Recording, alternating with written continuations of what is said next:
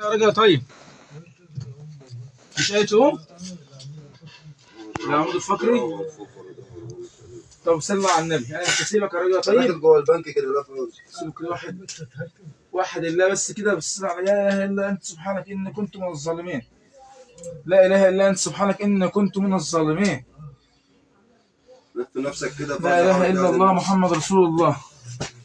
لا اله، انت مش قادر يا عم فوزي تقوم خالص من مكانك؟ ها؟ صلى على النبي.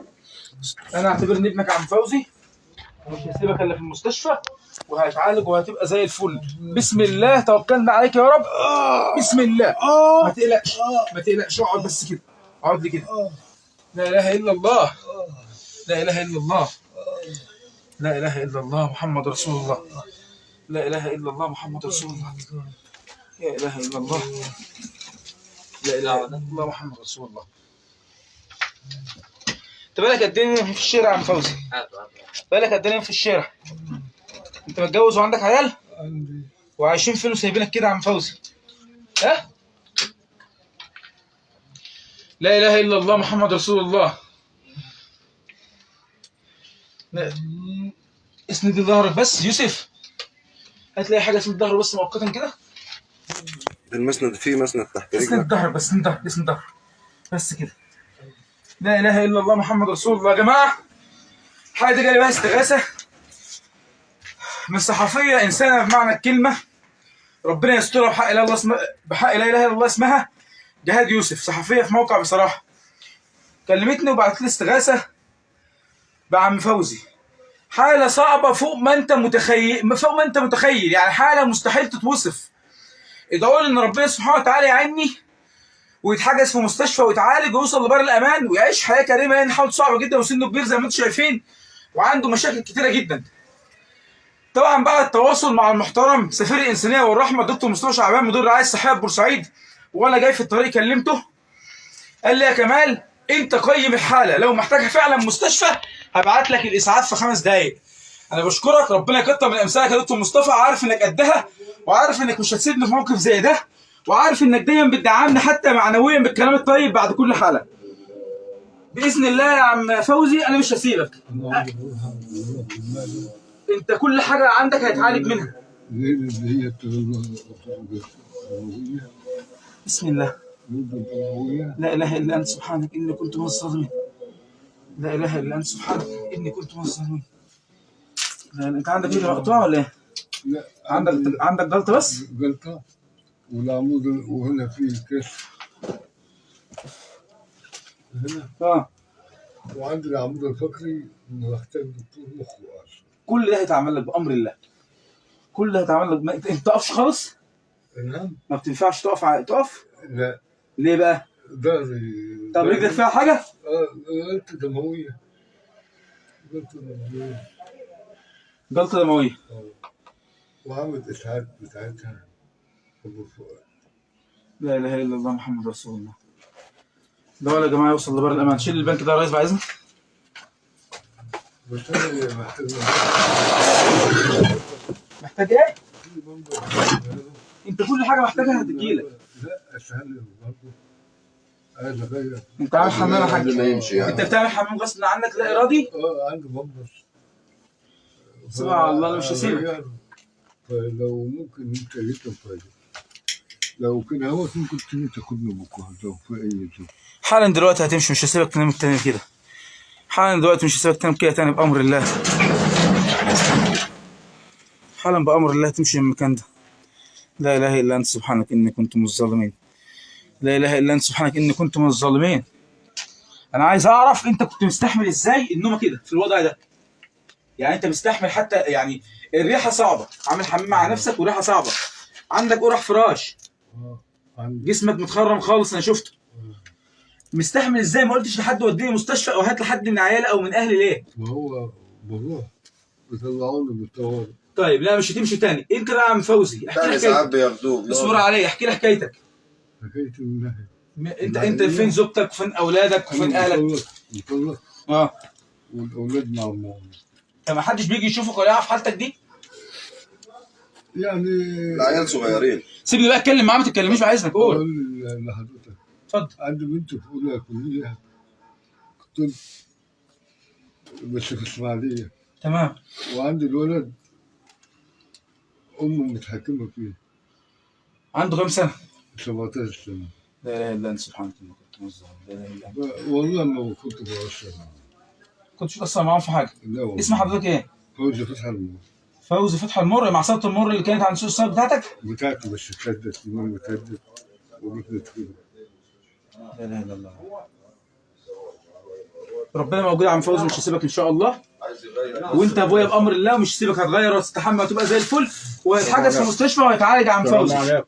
عليكم السلام ورحمه الله وبركاته. ازيك يا راجل يا طيب؟ اتفضل. الراجل ده دخلنا كذا مره من بره المستشفى. لا ما عادش هيترمى تاني خلاص، انا جيت له حاج. لما يترمى تحاسبني. طيب بكلمك بما يرضي أنا الله، فاهم. اصل على يدنا. لا خلاص ما عادش ينفع يترمى حاجه. على ده هو اللي يدنا كان متوليه وهو اللي بيجي يغيره. على وهو يدنا. جاي بس بص عشان بص، وديته الاميري والمبرع وناصر. اتنزعت الرحمه من قلوب البشر، واصبح كل اب مسن في خطر. حسبي الله ونعم الوكيل في اللي ما يرعاش انسان زي ده، واللي يشوف حاله زي دي ويطردها من المستشفى ربنا ينتقم منه. لكن انا قلت كلمه وعلى مبدئي، اللي يجي على المواطن الغلبان ملوش في بورسعيد مكان، وده مواطن غلبان. الراجل ده لازم يعيش حياه كريمه. كان في حد بيطرده، فكمان مصر مؤسس حقوق الانسان جاله، ما عادش ينفع يطرد تاني. هيتعالج وهيبقى كويس، واللي ربنا كاتبه هو اللي هيكون بتاعت ربنا. انما ان ينام النوم تاني وانا موجود، اقسم بالله اعتذر حقوق الانسان. اقسم بالله حقه اللي هيجي له من اللي طرده واللي هانه. اقسم بالله حقه هيجي له من اهله اللي رامينه الرميه دي.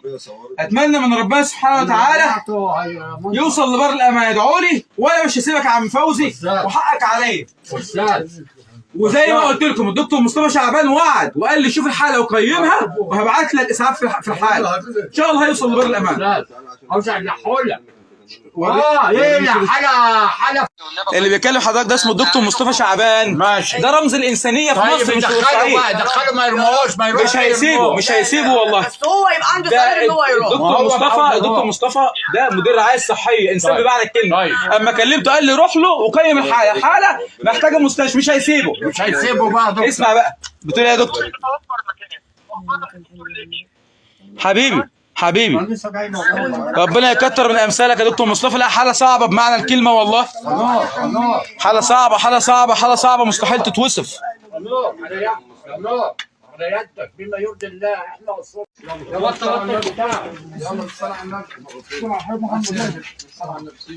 انت بقى 50 جنيه لمين؟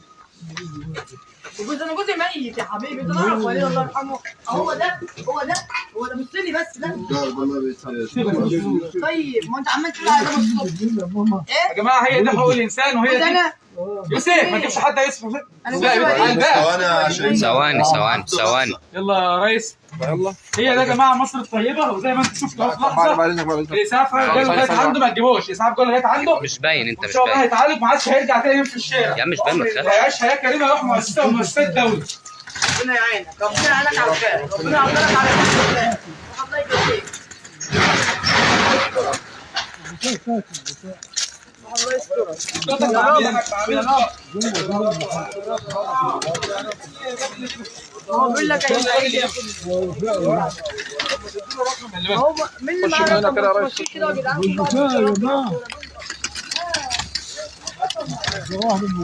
ما ينفعش نشيله. شيل هو خفيف يعني. شيل معايا.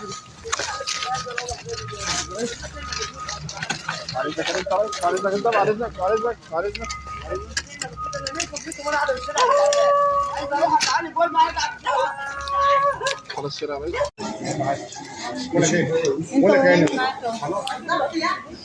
ماشي انا معاك. استحمل زي الفل وهتعالج. وبورسعيد كلها ومصر كلها بتحبك، وان شاء الله انت هتبقى زي الفل وربنا يشفيك، وهتبقى راجل زي الفل كده وهتخف.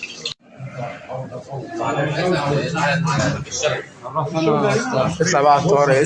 شوف دكتور محمود فين؟ منور يا عم فوزي جميل. زي الفل. والقرحه عاليه عنده ورا دكتور. معدته الدكاتره قالوا لنا ده تعبان. ما تقلقش هنا مش هيسيبوه والله. بقى كلمه ورم اسمعني بص، منظومه التامين الصحي الشامله عندنا في بورسعيد بفضل الله مش هيسيبوه، لان هم بيتقوا الا في المريض الغلبان. وفي نفس الوقت دكتور مصطفى شعبان مدير الرعايه الصحيه مش هيسيبه. جميع مسؤولين بورسعيد مفهوم محافظ بورسعيد بيطمن عليه باستمرار. متشكرين جدا لكل الدكاتره المحترمه اللي اهتموا بامر عم فوزي، وان شاء الله يعدي ويبقى زي الفل باذن الله. جماعه اصحابه الطيبين المحترمين، الناس اللي بيرعوه دايما مش سايبينه، الناس الاصيله. ربنا يشفي عنك يا عم فوزي باذن الله، مش هنسيبك.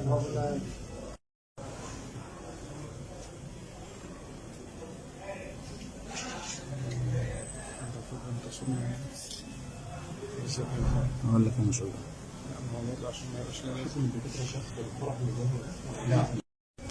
سلامتك يا عم فوزي، السلام عليك. دكتور يا جماعه بيكشف على روح الفراش ان شاء الله باذن الله يبقى زي الفل. ومتابعه مستمره من جماعه القيادات التنفيذيه في بورسعيد والقيادات الامنيه، ودكتور مصطفى شعبان شخصيه من محترم مش هيسيبه باذن الله، وهيتابع الحاله بنفسه. ده جماعه صاحبه كان بيراعيه هو في الشارع ما بيسيبوش، وده طبعا صاحبه اللي كان منزل صورته. والناس طيبين يعني، وبورسعيد طيبه ومصر طيبه بقياده البطل رئيس الانسانيه والرحمه الرئيس عبد الفتاح السيسي. باذن الله عم فوزي يوصل لبر الامان ان شاء الله. وهي دي حقوق الانسان. حيث شكر وتقدير من كمال المصري مؤسس حقوق الانسان لكل القيادات الامنيه والتنفيذيه بمفهوم محافظ بورسعيد اللي هو عادل غضبان للمتابعه المستمره لحاله عم فوزي. متابعه مستمره من اللواء عادل غضبان محافظ بورسعيد، والدكتور مصطفى شعبان مدير الرعايه الصحيه المحترم الانسان اللي بعتنا اسعاف واهتم بامره. باذن الله يبقى زي الفل. بنشكر الدكتور محمود راضي، وبنشكر طبعا مستشفى السلام الدولي على خدمتهم لعم فوزي المر، وقيادة طبعا المحترم الدكتور مصطفى شعبان مدير الرعايه الصحيه. والدكتور وليد طبعا عابد يا جماعه شافه وكشف عليه، وبيعمل له تذكره تحويل لمستشفى 30 يوم عشان هنا مفيش مكان طبعا في مستشفى السلام. وان شاء الله يتلقى العلاج والرعايه في مستشفى 30 يوم بامر الله، ويخرج من المستشفى ان شاء الله على دار رعايه ما عادش هينام تاني في الشارع. هي دي مصر الطيبه. تحياتي للجماعه وشكرا. شايفين يا جماعه عم فوزي المر بامر الله هيبقى زي الفل ان شاء الله، ويخف ويتعالج ويبقى عسل كده زي ما هو كده. مبسوط عم فوزي؟ عايز تقول ايه لمحافظ بورسعيد والدكتور مصطفى شعبان مدير الرعايه الصحيه؟ ربنا يبارك لي فيكم ويحزن منكم ابدا. هي ده يا جماعه بورسعيد طيبه، وهي ده مصر طيبه، وان شاء الله الراجل ده يتعالج وداعا من الشوارع ان شاء الله هيطلع من المستشفى بامر الله على دار رعايه. تحيا مصر برئاسها البطل الانسان الرحمه والانسانيه عم فوزي باذن الله هيوصل لبر الامان. تحياتي للجميع وشكرا. يا جماعه زي ما انتم شايفين الراجل الطيب اهوت عم فوزي المر رايح مستشفى 30 يونيو، وباذن الله يتحجز هناك ويتلقى الرعايه الصحيه بقياده البطل الدكتور مصطفى شعبان انسان بمعنى الكلمه.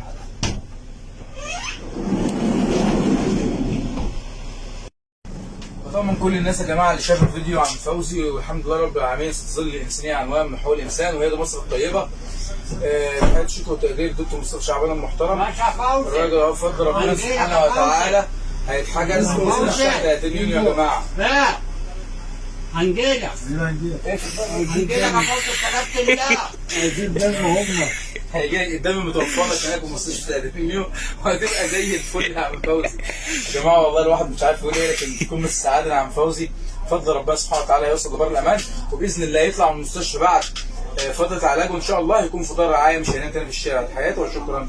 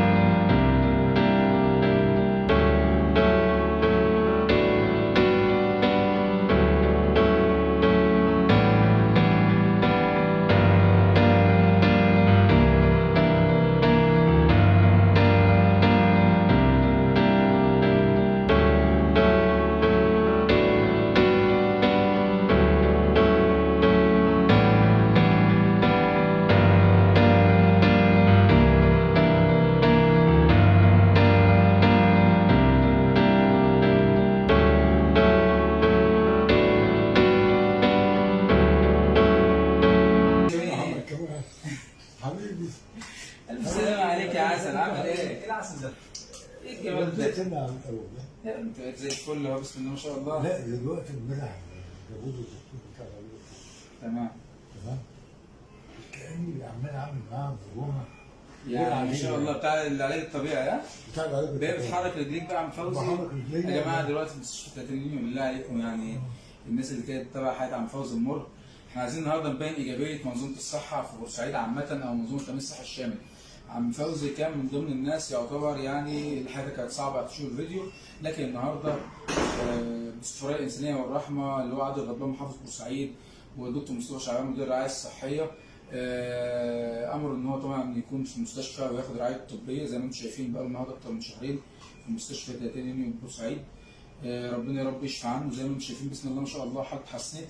عايزه تتكلم عن المستشفى وهل في حد مقصر معاك او في اي بما يرضي الله؟ بما يرضي الله. اتفضل. حضرتك دلوقتي هم بيعملوا أكتر من اللي عليهم كتير. أنا كنت لهم كسائد لهم وخدت لهم على فكرة طبعا. الله اكبر الله اكبر. كاتب يا جماعه قصايد للدكاتره والتمريض بيشكرهم على اللي هم عاملينه معاه. يعني هو حاسس ان هم دول فعلا ملائكه الرحمه بجد، ومدير المستشفى والدكاتره السيد المدير العام مدير سبحانك يا رب. زي ما انتم شايفين يا جماعه، شايفين عم فوزي وجمال وشايفين الناس الطيبه، هي دي مصر. وربنا سبحانه على فكره يعني وبحبهم. ربنا سبحانه وتعالى بيحفظ مصر بالناس الطيبه اللي زي عم فوزي، ربنا يشفى عنه. الله اعلم الدنيا كانت مخبيه له ايه، او هو كان ازاي زمان او هو كان زي النهارده، لكن هي الدنيا احوال ما بتدومش لحد. لكن هو اهم حاجه ان هو مرضي. انت مرضي من جواك؟ مرضي من جوايا. اللي كانت في نقطه جنازك الدكتور بتاع العلاج الطبيعي قال لي كلمه امبارح. انا عندي مسحه صدريه هجيبها لهم القاهره. تمام. ومستشفى ناصر كمان 4 ايام. تمام. فالدكتور بتاع العلاج الطبيعي قال لي في جهاز ناقص عندنا اللي هو بتاع العلاج الطبيعي، الناس بتطلع تعمل في الاميري جلسه. تمام. فانا بطلب من المدير اللي هو يسمح لي. الدكتور مصطفى شعبان هيسمعك وهينفذ لك كل اللي انت عايزه. المهم ان احنا عايزين نشكر مستشفى 30 يونيو على الدور الانساني اللي هم قايمين بيه يا جماعه. طبعا بنوصل رساله. اولا دي تعتبر التصنيفه الاولى. تمام. لكن محتاجه جهازين. تمام. الجهاز هو بتاع العلاج الطبيعي اولا، الثاني بتاع المسحه الذريه تعتبر العالميه.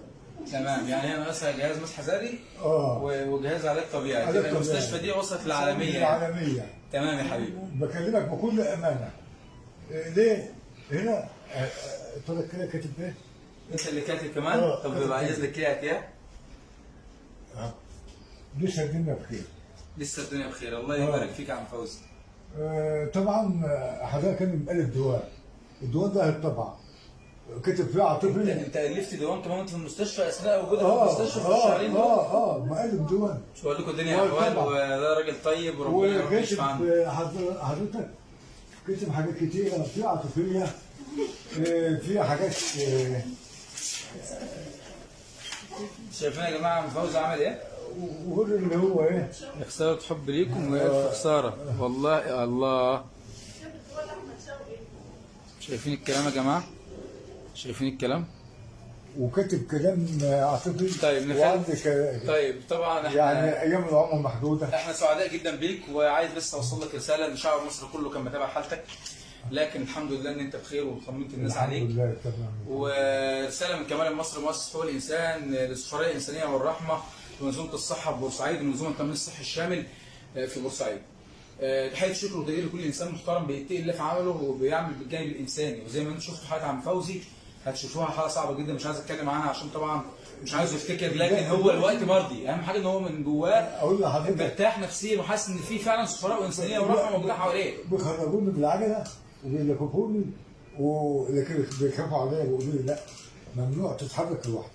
طيب انت هتطلع ان شاء الله من المستشفى بعد ما تتم ان شاء الله اشفاك على خير، هتطلع من المستشفى على دار حياه كلام بورسعيد. جمعيه الرساله بعد التواصل طبعا مع الدكتور شاهين ومع الناس المحترمين سفراء الانسان والرحمه بورسعيد، قالوا بعد ما يخلص فتره علاجه خالص ان شاء الله مكانه محجوز في الدار، ما عادش هينام تاني في الشارع. بطمن كل الناس هي دي مصر الطيبه. وتحيا مصر سفراء الانسان والرحمه، تحيا مصر رئيس البطل الانسان الرئيس عبد الفتاح السيسي اللي عمل حياه كريمه فعلا لمن يستحقون الحياه. حياتي للجميع. انا شايفك انت متصالح مع نفسك ومسامح كل الناس، ودي نعمه من ربنا عليك. مش شايل هم حاجه في الدنيا. حضرتك كده شغل. بص هنا كاتب قصيده هنا هو اسمها قطر العم عدى وفرق. عم فوزي انت متصالح مع نفسك ومسامح كل الناس اللي ظلموك. عايز تقول ايه لابنك وبنتك؟ ابني وبنتي بقول لها ان ربنا يوفقك في الكليه اللي انت فيها، ومحمد انا محتاج ابقى كده. محتاج تشوفه. لا اله الا الله يا رب. مش اقول لحضرتك على حاجه مهمه، انا عمري ما احرم عيالي منك. انت امهم وكده القصيده ليك انت ومنك، وبعتها لك وبقول لك انت كنت معاك حق قبل ما اطلقك، كنت انت سبب الطلاق ايه؟ اللي انت بتقولي لي اعمل عيالك، اقول لها ده اخواتي.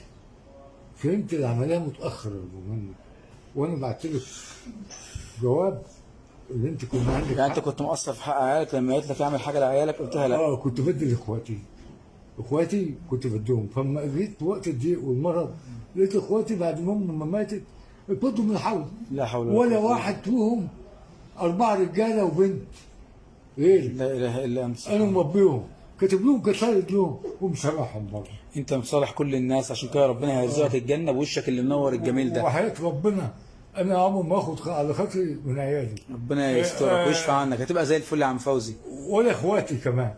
الحمد لله. وبقول لاخواتي في كده في الدنيا، في كده انسان متصالح مع نفسه وقلب ابيض لكل الناس، ربنا يشفى عنك. بقول لاخواتي انا مسامحكم. حتى اختي الوحيده ليه تبعد عني؟ هي جت له مره واحده. من كام سنه؟ اول ما عيت جت له مره واحده وبعد كده اختفى. من قد ايه يعني؟ حوالي قد ايه؟ سنه و40 يوم. بقول لها يا اختي انا مسامحك. ان شاء الله هيجوا يشوفوكوا باذن الله، يشوفوك ويطمنوا عليك اخواتك وعيالك باذن الله. رسالتك بتوصل لهم، دعواتي لحضرتك بالشفاء ان شاء الله، ودعوات كل الناس اللي هتشوف فيديو وعلى فكره انا بحبكم اكتر من روحي. انت حبيبنا عم فوزي كلنا والله. اكتر من كده بهكذا. قل لا اله الا الله لا اله الا الله سيدنا محمد رسول الله. كنت فاكرنا عم فوزي طبعا والله. طبعا حبيبي. والله فكرة.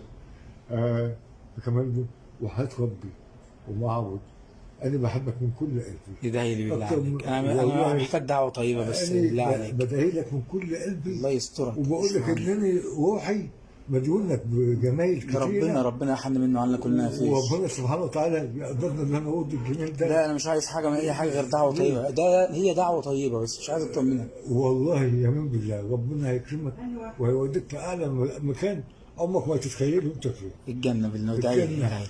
ادعي لي. وحياة ربنا في الجنة. يا رب يا رب. والله في مش عايز الجنة. غيرها يا عم فوزي. والله في الجنة. الله يستر معاك ويشفى عنك عارف يا حبيبي. لانك قلبك ابيض وطيب الله يستر معاك. وبتعمل خير لله، الله اكبر. واللي بيجري في الخير لله ربنا بيبقى دايما معاه، الحمد لله رب وأما العالمين. ربنا ما هيظلمك ابدا حبيبي يا عم فوزي. ولا هيحكم فيك بني ادم، وربنا سبحانه وتعالى هيجعل حياتك كلها نور في نور. الله أكبر. وحتى في الاخره. اللهم امين يا رب. بحق اليوم الفضيل واحنا صايمين النهارده، في الجنة. نص شعبان واحنا صايمين كل وجاي عام ازورك وأنت اهو. بخير. حبيبي يا عم فوزي كنت على سنتين. فكره انا جايب كحك اهو عايزك تاكل منه. لا انا صايم. صايمين النهارده نص شعبان. انا جاي بقى اكسب بقى ايه زيارتك بقى كده النهارده ببركه ربنا، وانا صايم كده ارجع قبل الفطار. والله يمين بالله انا بدعي لك من كل قلبي، حبيبي يا عم فوزي. وبدعي لاي مسؤول وقف معايا، الله اكبر. وبقول لكم انتوا كلكم حبايبي. انت حبيبنا وفوق راسنا، وان شاء الله تبقى زي ربنا الفل. يخليك. الف مليون سلام عليك. الله يخليك. قول لي بقى لا اله الا الله لا اله الا الله سيدنا محمد رسول الله. وربنا يجعل رمضان وسنه خير على امه محمد لا ابنها. اله الا محمد رسول الله. لا اله الا الله.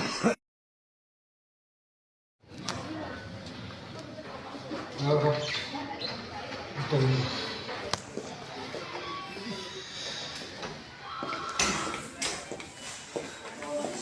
عم عبده فين؟ كده هتطلع التلفزيون. ده نام.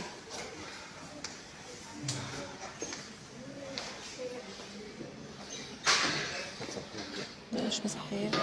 على طبيب الجراحة تقبل الطوارئ للأهل. على طبيب الجراحة تقبل الطوارئ للأهل.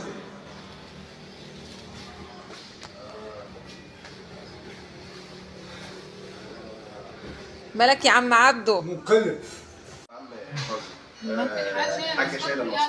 مين الجيم بتاعها بينزل 70 من غير مصر؟ حاجة لجوه. بص بعملك ازاي. عم فاز تلعب كاراتيه ولا ايه؟ كنت بقول لك كنت خرج بفرج. يا دكتور محمد النهارده يلا زي الفل اهو.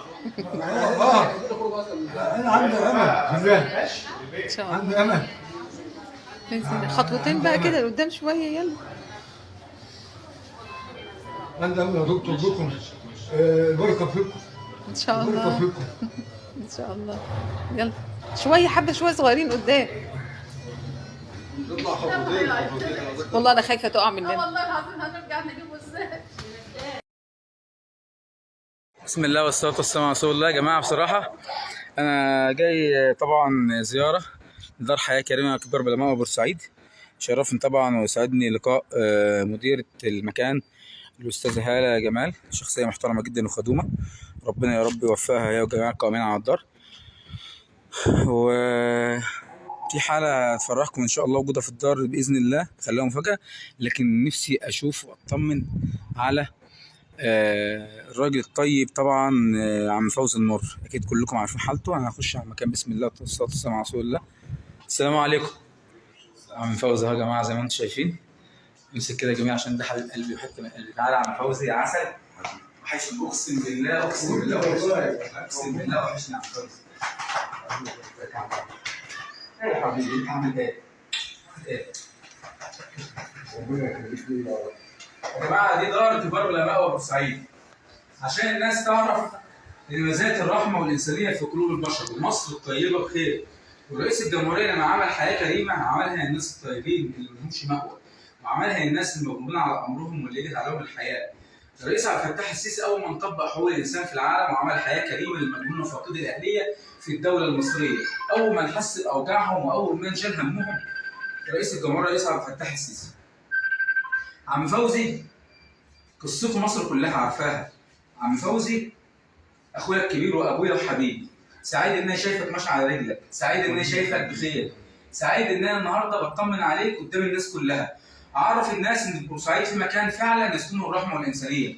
كبار علماء بورسعيد جمعيه رساله سفراء للرحمه والانسانيه، دار قائمه على التبرعات ليس لها اي تمويلات، محدش حتى بيدعمها، لكن مصر نبض قلب الانسانيه والرحمه. اتمنى اللي يجي المكان ده يزورهم ويفرحهم. دول اللي يستحقوا فعلا الاهتمام والرعايه، دول اللي يستحقوا ان انت تخرج زكاتك بنفسك للمكان وتاكلهم وتشربهم وتقعد معاهم وتعمل لهم رحلات. الناس اللي بتبرع باماكن ما تعرفش فلوسها بتروح فين، تعالوا شوفوهم بنفسكم، اقعدوا معاهم واكلوهم وشربوهم وفسحوهم برزق ربنا من جيبكم انتم للناس دي. ما تدوش فلوس لحد، ما تامنوش لمخلوق يصرف على غلبان.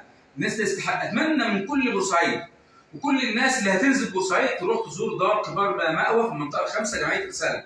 في قلبهم رحمه وانسانيه. وشفتوا حاله عم فوزي المر قبل ما يخش المستشفى وبعد ما خرج من المستشفى، واول ما استقبلوه في الدار. والنهارده عم فوزي بسم الله ما شاء الله، بسم الله ما شاء الله، نازل السلم ماشي على رجليه فرحه عمري. اقسم بالله انا ملكت الدنيا وما فيها، والله سعيد بيك. وعلى فكره اقول لحضرتك على حاجه، والله انت على بالي. انت حبيبي. وعلى فكره انا كاتب لك القصيده دي. تكتب قصيده ليه؟ اه غلبان. ولا كاتب انا عايز تكتب قصيده للقائمين على المكان والناس المحترمه. كاتب لهم الدكتور هذا، كاتب لها طبعا. دكتور هالة جمال يا جماعه مديره المكان.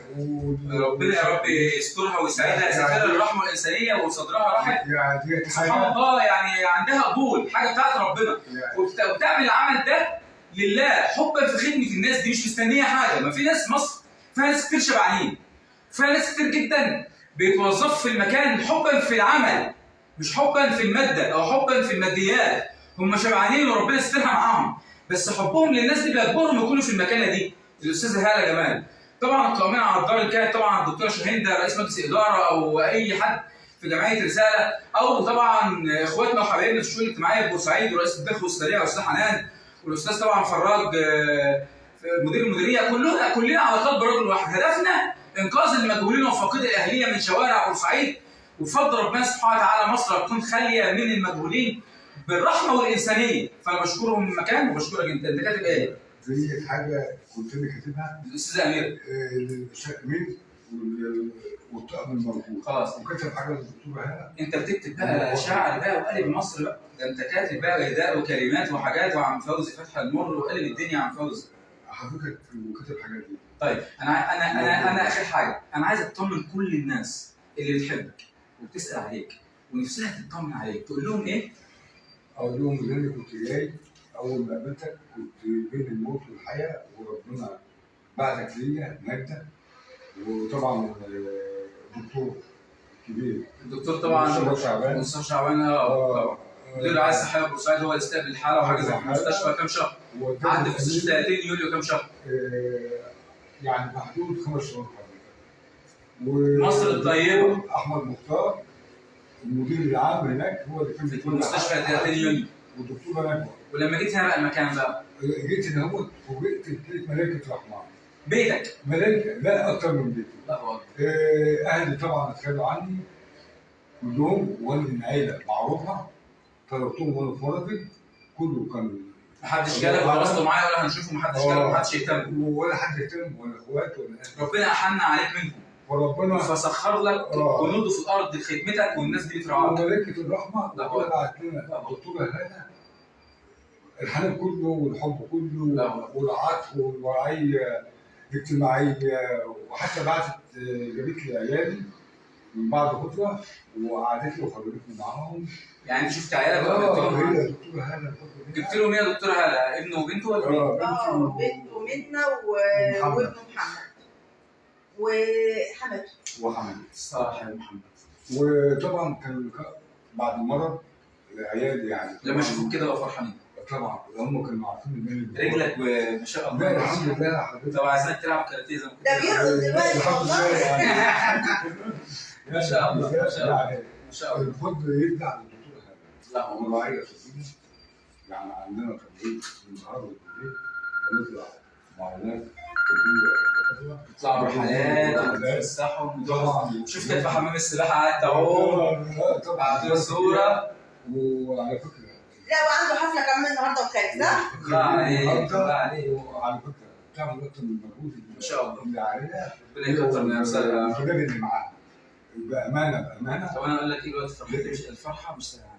والله يا وانا سعيد ان انا شفتك. البركه في الملائكه الرحمن ربنا يبارك. بعتهم لنا نجده وربنا يساعدهم في عافيتهم ويوفقهم في اعمالهم. يا رب يا رب.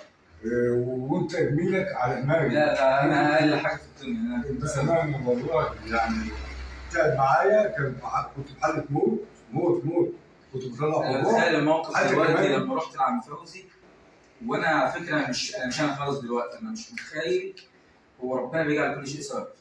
كنت عارف مع حضرتك وبطلع متخيل يا عم فوزي وانا رايح مرمي في الموضوع بتاعي اقسم بالله واخد محل انا رايح لعم فوزي ومش عارفه انا مش رايح اهو. انا كنت رايح لاستغاثه لحاله ثانيه خالص رحت له بالغلط.